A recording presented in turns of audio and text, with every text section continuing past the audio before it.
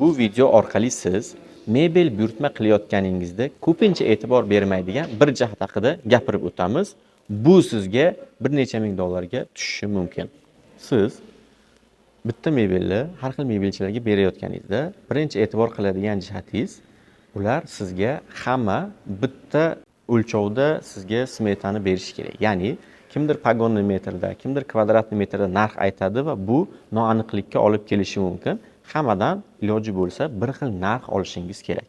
Ikkinchi e'tibor qilinadigan joyi, sizga smeta berilayotganda sizga hamma mebelchi bir xil material, bir xil furnitura va bir xil stoleshinsa deylik, agar oshxona mebeli bo'lsa, hisoblab berish kerak. Hamma har xil materialdan hisoblab bersa, bu narxlarning har xil bo'lishiga olib keladi va siz umumiy kimda qanaqa narxligini bitta pozitsiya orqali bila olmaysiz. Bu xuddi mashina sotib olayotganga o'xshashi ham mumkin.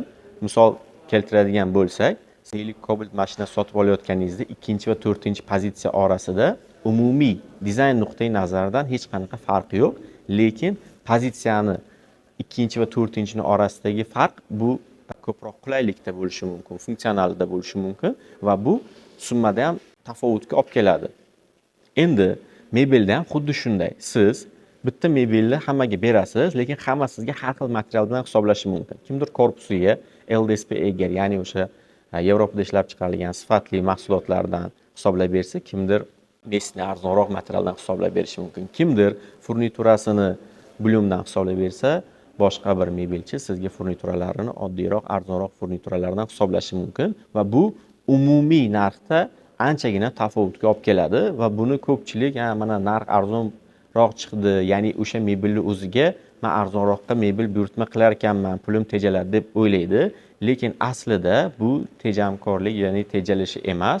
Deylik, yaxshi sifatli mebel sizga 10 yil, 15 yil, ya'ni ko'proq muddatga xizmat qiladigan bo'lsa, arzonroq mebel sizga kam muddatda xizmat qiladi va siz ishlatgan yilingizga bergan pulingizni hisoblasangiz, bu sizga qimmatroqqa ham aylanib ketish ehtimoli juda yuqori. Endi shu o'rinda yana bitta narsani ta'kidlab o'tish kerakki, mebelda bir sirni aytib o'tib ketay shu joyda. Mebelchilarning foydasi taxminan bir xil bo'ladi. Deylik, siz 100 millionga mebel hisoblab bergan kompaniya bilan 80 million hisoblab bergan kompaniyani o'sha siz buyurtma qiladigan mebeldan topadigan foydasi taxminan bir xil. Faqat 20 million ko'proq sizga hisoblab bergan kompaniya sizga 20 millionlik, o'sha 20 millionga yarasha sifatli mahsulotni sizga yetkazib, o'rnatib beradi. Shuning uchun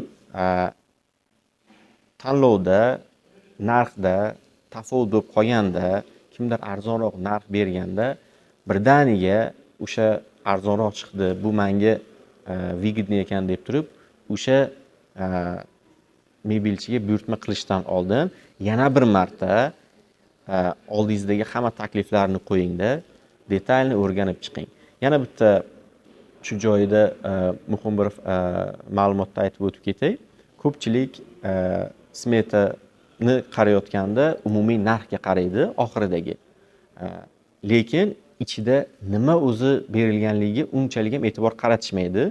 Siz mebel buyurtma qilayotganingizda birinchidan mebelchilardan detalni menga har bitta pozitsiya bo'yicha narx bering deng, chunki sizga har bitta pozitsiya bo'yicha nechta furnitura, nechta petla, nechta tortma, hammasini detalni yozib berishlari kerak bo'ladi va ikkinchisi, qaysi materiallardan foydalanyapti. Agar krashini mebel buyurtma qilayotgan bo'lsangiz, qaysi kompaniyani kraskasidan ishlatilyapti, aynan mana shularni detallarigacha aniqlab oling. Chunki bularning har biri umumiy narxga ta'sir qiladi va bu umumiy mebelni narxi arzon yoki qimmatligi mana shundan kelib chiqqan holda bu sifatiga ham o'z ta'sirini o'tkazadi.